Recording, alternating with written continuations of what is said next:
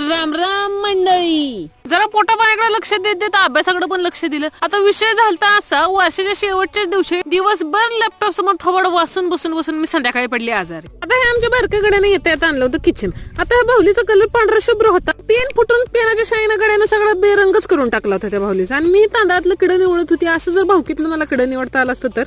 आता हा पट्ट्या म्हणत होता मी आलो भाऊकीची गाठ घेऊन. त्याला म्हणलं जा म्हणून मी पण त्याला पळावला.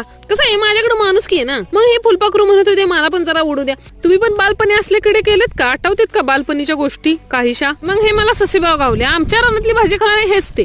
आता जायचं होतं मला दवाखान्यात, पण आनंद माझा अगनात मावून होता, कारण मी दिसत खूप छान होते ना. Self love is first love. घोडा पडवला, रेडा पडवला, फुलपाखरू उडवलं, ससेबावनं पकडलं आणि मग शेवटी आली मी दवाखान्यात. आता डॉक्टर राहिले बाजूला, पण हे स्वतःच तर्क लावत होते माझ्या बीपीचा वाढलाय का कमी झालाय. असा गेला माझा 30%. मग शेवटी आम्ही धरली घराची वाट. मग आई माझी औषधे येऊन येतपर्यंत मी गाडीसोबत किडे करत. शुभेच्छा तुम्हाला 30 मार्क्सला देईन, कारण आता फक्त टॅलेंट